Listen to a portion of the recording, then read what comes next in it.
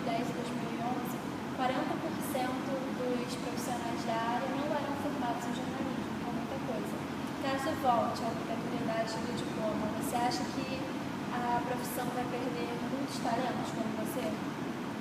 Não, ninguém mexe na minha. É direito adquirido.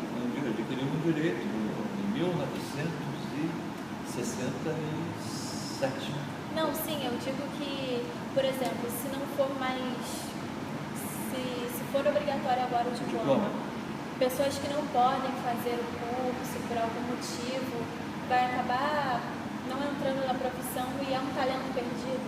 Eu não sei se você vai ter talentos, né? Eu acho que eu sou fruto de uma época. Entendeu? Eu acho que o meu processo de formação, ele corresponde à época em que eu me iniciei no ofício. Eu acho que, até porque esses talentos a que você se refere hoje, né? É um pouco desagradável dizer isso, não são tão exuberantes ou tão frequentes, né? Como as redações eram uma coisa fantástica. Olha a redação que eu comecei. Eu trabalhei com o Nelson Rodrigues, o próprio Aguinaldo Silva, o João Saldanha, trabalhei com a Cida Neto, acho que é um grande intelectual. Trabalhei com o Otávio Malta, que era uma figura brilhante. Né? Tinha o professor José Honório Rodrigues, que é um historiador, colaborava também com o jornal.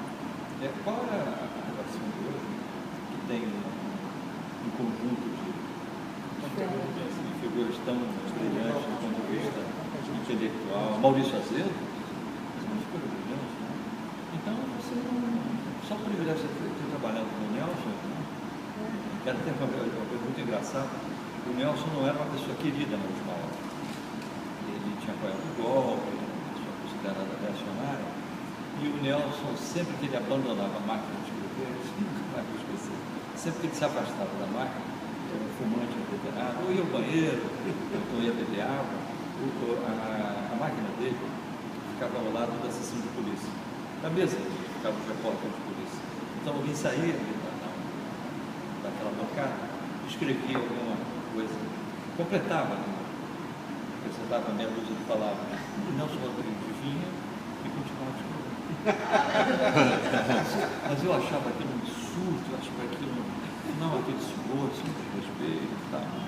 Mas enfim, fazia parte do clima da última hora. Como bom leitor, quais autores você mais gosta de ler?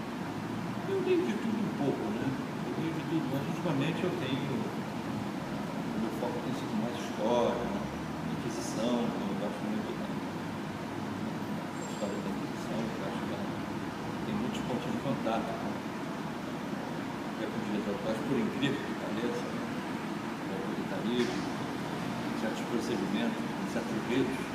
Então eu tenho mas basicamente história. Né? Por exemplo, agora eu estou escrevendo um livro sobre a Revolução de 32 e um livro sobre as minhas matérias, portanto, como elas foram produzidas, os erros que eu cometi, os equívocos, né, porque no final, eu acho até que quanto mais erros você comete durante a confecção, a produção de uma matéria, melhor ela fica. Porque você vai usando, você vai. Por exemplo, eu comprei uma carreta roubada na Bolívia e entreguei ao proprietário de São Paulo. Deu tudo errado. Tinha feito um planejamento com advogados, tudo, uma coisa. Operação. Tudo dá certo. Operação para que não houvesse nenhum tipo de tropeço, né? Deu tudo errado. Fui preso, a carreta subiu. Né? Mas aí o que eu fiz? Eu incorporei todas essas dificuldades à estrutura narrativa.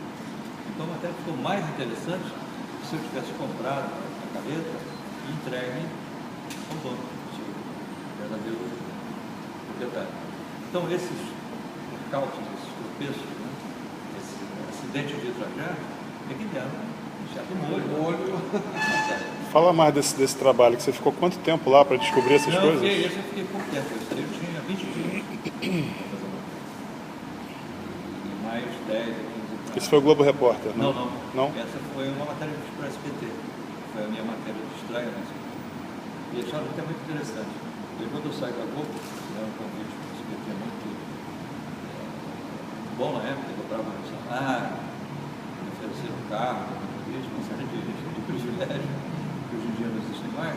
Então, eu me lembro que o Luciano Calegari, que era o diretor artístico, né, foi uma pena o Luciano sair da SBT, porque foi ele quem concebeu a SBT, né, era a grande figura do SBT. Ele me perguntou qual era a matéria que eu não tinha conseguido fazer na TV Globo. Só comprar um ônibus do Paraguai ou uma carreta roubada na Bolívia. Vou comprar uma carreta. E ele que decidiu, e se tu fizer boa, a pessoa discutiu comigo, aí depois entrou o jurídico, etc. E uma semana depois eu estava saindo com uma força-tarefa. Né? Tive até o privilégio de montar uma equipe que não era do SBT. Montei uma equipe com ex-colegas do Globo Repórter. Porque era uma coisa muito delicada, não conhecia ainda as pessoas com quem eu ia trabalhar, era um programa de estreia, iria fazer parte dos 15 anos do festejo, né? O SBT comemorava 15 anos de existência, a matéria fazia parte da programação, das comemorações e tal. Então era uma matéria que foi cercada assim, com um certo carinho. Né? E era uma quantia inimaginável, $100 mil. Difícil, complicadíssima. E a matéria saiu, foi realmente uma das melhores matérias que eu fiz. Domingos, o Jornal da BM, como você já deu uma olhada, é um informativo local que busca levar cultura e qualidade de vida para os moradores. E a gente foge de um jornalismo aculturado e baixo, como alguns jornais costumam fazer. Qual dica que você dá para o Jornal da BM? Eu acho que a Barra, né, é um bairro muito violentado, né? Não só pelo progresso desordenado, né, pela própria expansão da malha urbana, né? E também há da parte do poder público, né? Eu acho que não há uma preocupação legítima em relação aos verdadeiros interesses dos moradores do bairro. Né? Era o jornal se transformar no grande porta-voz, né, de defesa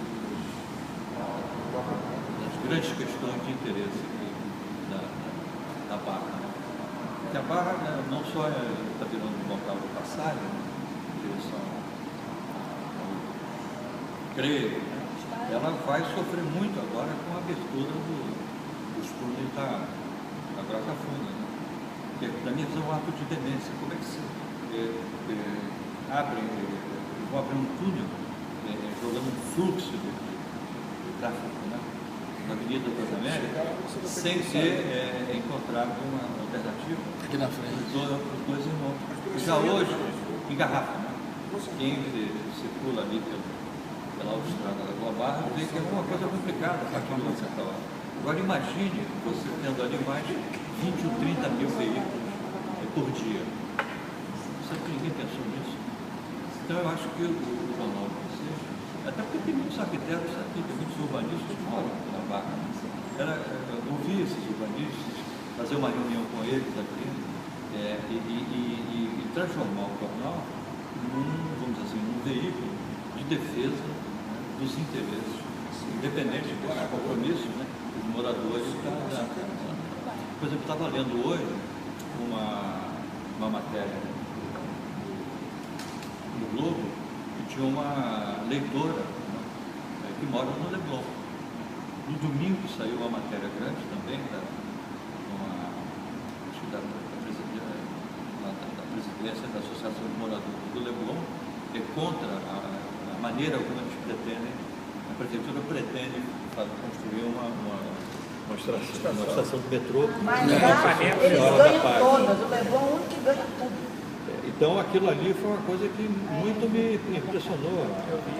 Vão derrubar 150 árvores. E são árvores que você não terá como, elas vão sofrer tanto com a remoção. Eu digo isso com experiência, e o prefeito certamente não tem. Houve um problema semelhante na rua Doutor Satamini. Quando o metrô estabeleceu, aí era uma ditadura militar, não tinha conversa, né?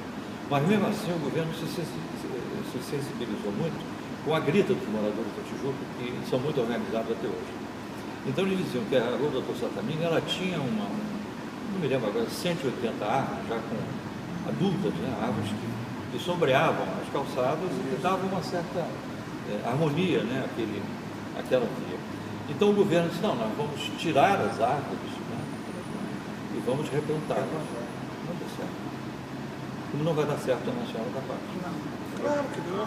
Claro que é impossível. Você tem uma árvore centenária, né? Uma árvore, havia as árvores são centenárias na Praça Nacional da Paz. Nós não vamos suportar essa, até porque não é uma questão de semanas, né? Elas vão ser replantadas em outro local, em outras condições, enfim. Então é aquilo que eu digo, nossos governantes não têm muita, não só informação, como refinamento cultural. Né? Eu acho que a grande desgraça do Rio de Janeiro, né, é que ele nunca teve realmente É tudo feito de maneira politicagem. atendendo aos interesses eleitoreiros, imobiliária, tudo ali interesses naquela hora. políticos bem Claro. localizados. Teve um governador que foi prefeito, e depois governador, que eu gosto muito dele, que foi o Marcelo Alencar.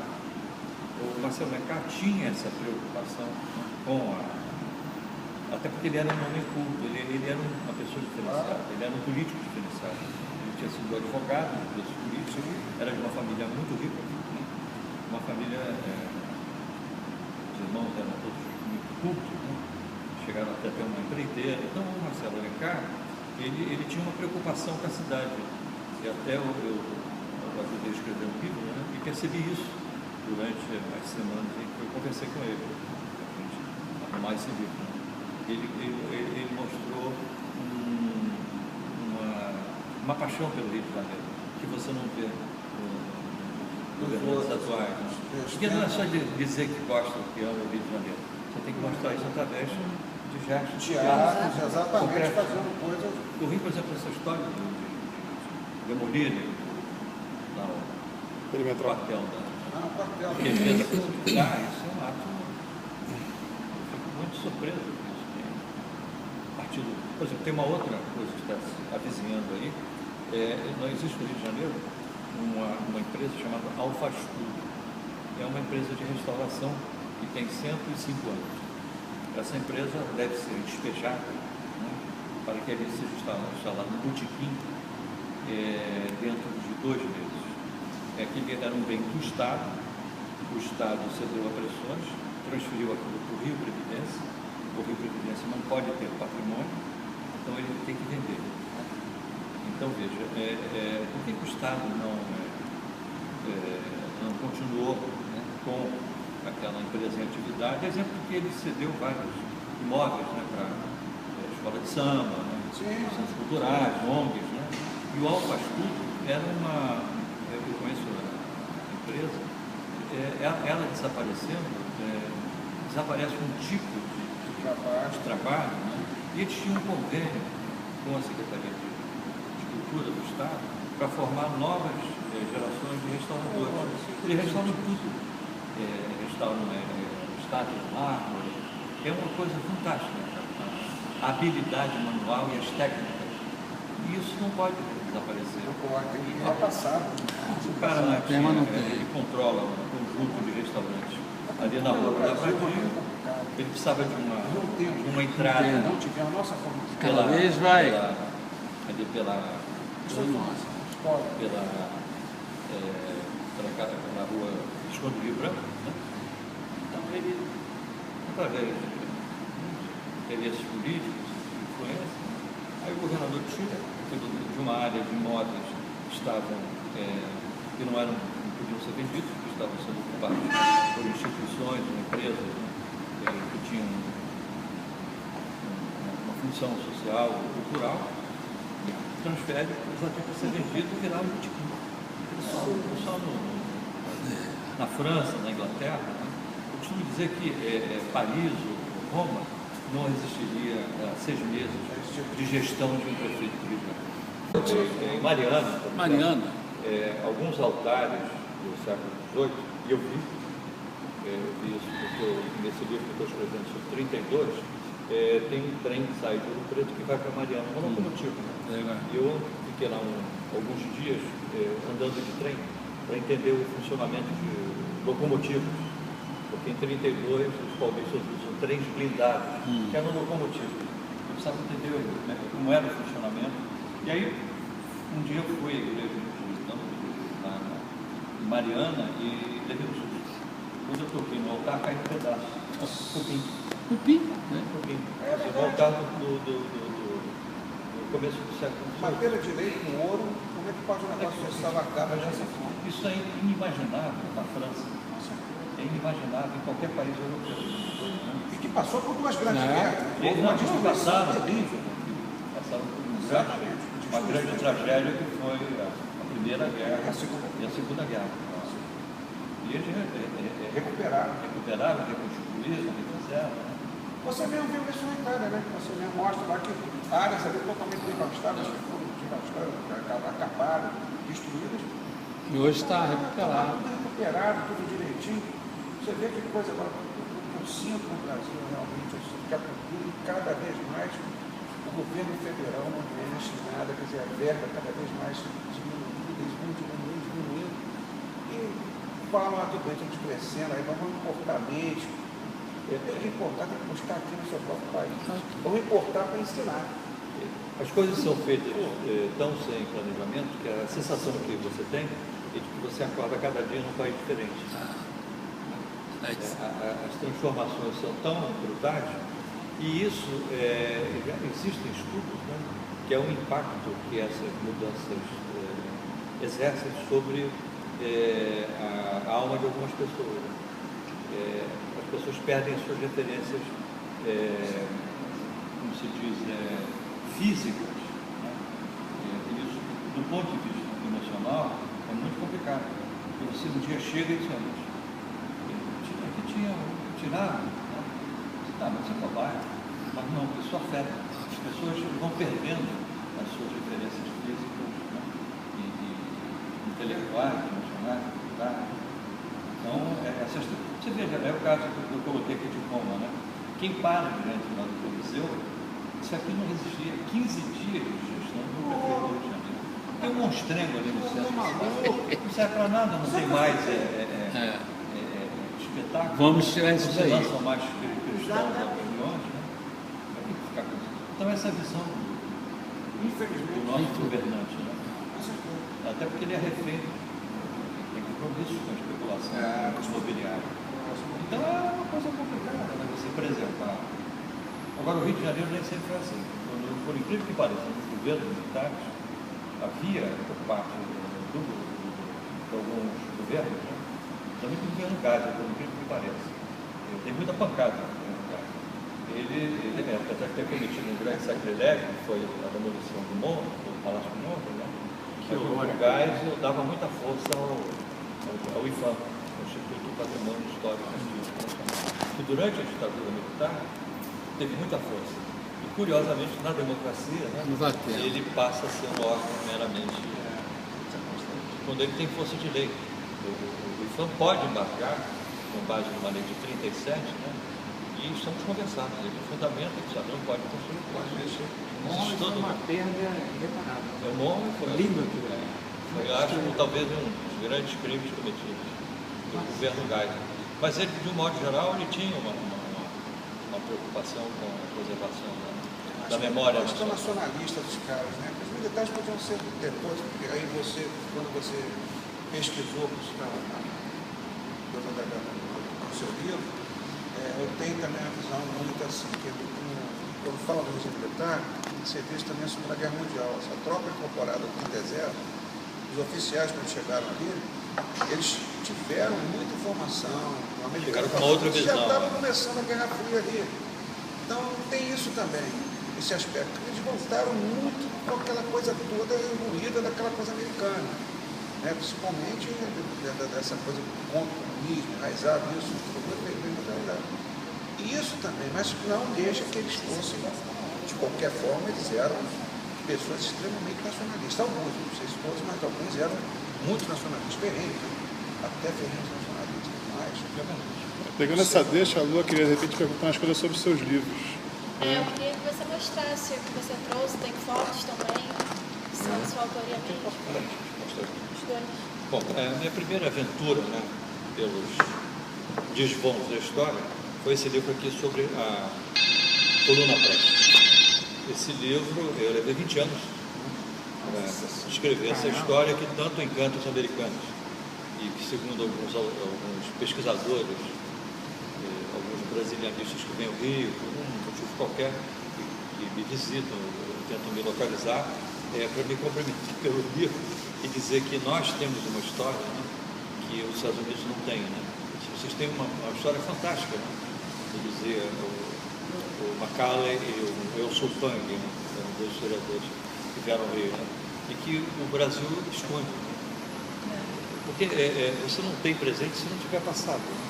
Então esse livro aqui ele reconstitui uma das maiores histórias, uma das maiores marchas revolucionárias da história da humanidade, onde jovens tenentes do Exército, da Força Pública de São Paulo, se rebelam contra o governo Washington Luiz, o governo Arthur Bernardes, desculpa, e durante 12 meses eles vagam pelo país em defesa do bem e da virtude. É uma história muito interessante e que eu trabalhei com documentos americanos.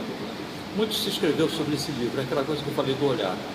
E aí eu disse assim, alguns amigos, você vai escrever sobre a coluna? Primeiro eu refiz o trajeto, coisa que nenhum historiador tinha feito. Escrevi para uma série de reportagens do Jornal da Tarde. Aí depois é aquela coisa do olhar. Eu disse, o que o embaixador americano pensou, né? O que ele pensava sobre esse movimento rebelde? E aí foi um grande insight que deu uma outra virada na história do livro, né? Da visão americana desse movimento rebelde, né? E o outro livro, 1930, de uma certa forma, o primeiro eu ganhei o prêmio Jabuti na categoria reportagem, em 1996, e esse aqui eu ganhei o Jabuti na categoria de Ciências Humanas, que de uma certa forma é a continuação do primeiro. Esses jovens tenentes envolvidos, né, na coluna, eles vão para o exílio, vão inicialmente para a Bolívia, depois eles, somente o Estado-Maior Rebelde, fica em Palermo, em Buenos Aires, e continuam conspirando contra, aí já não mais o Bernardes, mas o novo presidente, que era o Washington Luiz. E então eu vou em busca desses personagens, né, em Buenos Aires, e reconstituo como foi os bastidores dessa conspiração que leva à derrocada do presidente da República. Faltavam 20 dias para ele transferir a faixa para o seu sucessor. E veja o que é a sorte também. Esse livro começa com uma noite de autógrafos do primeiro em São Paulo. A última pessoa que aparece na noite de autógrafos que eu dei em São Paulo era o filho do comandante da coluna Prestes, que era um oficial argentino, porque naquela época você podia ter nas polícias militares oficiais de outros países, né? Mas só podiam ir até a patente de major. E o comandante da coluna Prestes, né, o Miguel Costa, ele era argentino. Quem comanda toda essa marcha fantástica, que tanto comoveu o país entre 24 e 27, era um argentino, e o Prestes era o chefe do Estado-Maior. Então, nessa noite de autógrafos, quem aparece para pedir um autógrafo? O filho do Miguel Costa. Eu não sabia que ele tinha um filho. Ele era um senhor. E ele disse, olha, se você quer escrever um livro sobre a Revolução, chamada Revolução de 30, eu sei tudo. Porque eu estava lá com meu pai, em Buenos Aires, e era eu quem datilografava a correspondência, né, os oficiais comprometidos com o movimento aqui no Rio. E disse, eu tenho cópia de tudo em casa. Nossa, material maravilhoso. Ele caiu literalmente do céu. E aí eu pedi. E o interessante foi o seguinte, que eu já tinha terminado a noite de autógrafo, mas eu vi que estava chegando uma pessoa, e que não havia outra razão para aquela pessoa entrar no museu lá de arte moderna, lá no Ibirapuera, porque chovia muito. Não havia, ele não estava cortando o caminho, ele estava indo ali provavelmente para a noite de autógrafo.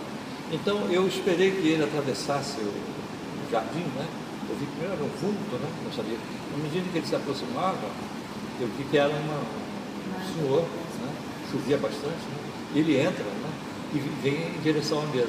Porque se eu tivesse levantado ali e tal, né, Talvez ele não ia fazer. talvez ele, o constrangido, né, porque havia muitas pessoas, né, não se dirigisse a mim daquela forma. Né? Então foi realmente mais fácil. Esse livro que você está escrevendo agora já tem título definido? Não. Sobre o 32? Título a gente nunca diz. Não sei. Eu não ficar Deixa eu tirar. Segura os 2 livros. Você tirar uma foto. Olha, o senhor Domingos Meirelles, eu passaria dias conversando com o senhor, que há muito tempo Perfeito. a gente não vê uma coisa tão gostosa e prazerosa. O senhor, a fama do senhor corresponde, viu? Obrigado. Foi maravilha. Domingos, você já disse que tem um filho? Tenho Você filho. só tem um? Eu tenho filho, só tenho filho. Eu queria agora só que você deixasse Uma um mensagem. conselho, uma mensagem para os jovens que estão ingressando na profissão de jornalista e querem se tornar um profissional de sucesso como você. Eu vou responder como eu respondi com um menino, né, um rapaz, né, que me procurou numa palestra né, em Salvador, né, e ele queria fazer, eu tinha que ir para o aeroporto pegar o avião, né, e ele dizia, o senhor não tem uma receita? O senhor não tem uma... Eu digo, não. Mas então, como é que se faz? Eu digo, leia, transforme a leitura num compromisso diário. Né? Porque eu fui um leitor voraz. Aliás, o Fernando Moraes, que é um amigo meu, ele disse que ele não conhece nenhum escritor, romancista, né, que não tenha sido antes um bom leitor. É possível. É possível você escrever ou ser um bom jornalista se você não foi antes um bom Ouviu na leitor. lua. Como? Tô falando para ela, se ela ouviu bem. Estou pensando em jornalismo. Mas é fundamental a leitura. Você vê a maneira como ele escreve, você vê... porque os textos, por exemplo, uma coisa no segundo livro, eu precisava existem mais de 150 livros sobre 1930, né? Então eu precisava de encontrar uma forma de seduzir o leitor. Porque o ato de escrever também é um ato de sedução. Ou o leitor se encanta com a capa, eu participo da confecção também da capa, discuto muito com o design, a diagramação, então eu trago uma luta sempre corporal. É preciso você construir de uma forma que o leitor, ele encostou ali, ele fica como se tivesse visto. Ele Prende Prende. e não sair. Então, você só vai desenvolver essa técnica mesmo. Por exemplo, em 1930, eu não sabia que o Washington Luiz era barítono, né? E que ele gostava muito de ópera, né? E que Verdi era o seu autor preferido. Então, eu descobri nos jornais, eu inventei, ele é convidado a participar da estreia de Otelo, de uma companhia lírica do Rio de Janeiro, no dia 22 de março de 1927, se não me engano, e ele não vai. E o público fica esperando ele. Era uma estreia, né? Com o mando figurino, para todo mundo, né? Fraco, etc. Então, e o presidente não aparece. E se aguardava a chegada dele até o quarto e último ato. Né? E ele realmente não apareceu por questões políticas. Ele não achou melhor não ir. E então eu começo o livro exatamente com o quarto e último ato de Otelo, em que o público esperava a chegada do presidente. Aproveito não só para falar sobre a peça, mas para falar simbolicamente sobre o que representava a ópera naquela época. As pessoas iam à ópera, né? Eles não entendiam muito de ópera, né? Boa parte do público não entendia. Eles iam mais para serem vistos. A ópera é uma grande vitrine, né? As pessoas iam à ópera mais para vão às vernissagens, sem entender muito de pintura ou de escultura. Então a ópera era uma grande passarela e as pessoas iam. Tanto que aí eu descobri que tinha uma coisa chamada claque. O que era claque? Como o público não tinha muita intimidade com a ópera, a companhia cedia 40 ingressos, né, a pessoas que eram apaixonadas por ópera, e essas pessoas ficavam espalhadas em pontos estratégicos do Teatro Fênix, que é onde acontece a estreia dessa ópera do Otelo. E então, no momento de aplaudir, levantava, aí todo mundo levantava. Era o trabalho da claque, pontuar o momento que se devia aplaudir, e aplaudir de pé, ou então dizer que o bela, ou então bravo, bravíssimo, né? Era muito comum isso. As pessoas não sabiam, que havia pequenos intervalos, acabou, não acabou, mas as pessoas da claque que dominavam, que não tinham uma certa cultura operística, né? Conduziam as manifestações do público. Né? Então, eu achei isso interessante. É um livro que muito E acho que foi um ato de generosidade da comissão julgadora, porque eu competi com autores muito mais qualificados que eu, numa categoria que me surpreendeu, ciências humanas, né? Quando eu imaginava que deveria competir com uma reportagem. Né? Então, eu disputei com Marilena Chauri, Roberto Romano, são figuras, a professora Maria Eugênia Calheiros Morto, são escritores, historiadores muito conceituados. Por generosidade da comissão, imagina, modéstia eu sou. ganhando Domingos, então, muito obrigada pela entrevista. A gente espera te ver aí na televisão, te assistir bastante em breve. Mais breve tá, possível. Sucesso, A gente mais está breve encantada possível, com seja isso. com linha direta, Globo Repórter, Qualquer Ou como prefeito do Rio. Convidar você agora. Deve estar todo mundo. Isso aí, prefeito do Rio. Esse é o legal. Já vamos começar a fazer campanha então. Exatamente. Meu voto Não tem nenhuma pretensão, mas realmente às vezes eu fico Não tem enlouquecido Com algumas coisas. com algumas coisas Nenhum que eu convite, vejo. com Meu Deus, certeza. o que leva esse cavaleiro, né? Eu não me refiro só ao prefeito atual, mas a tomar determinadas decisões. Né? Que tipo de inspiração, né, se apossou, né, o espírito dele para conduzi-lo por esse caminho inteiramente equivocado, inteiramente contrário às nossas melhores tradições, etc. Então, é isso aí. Obrigada.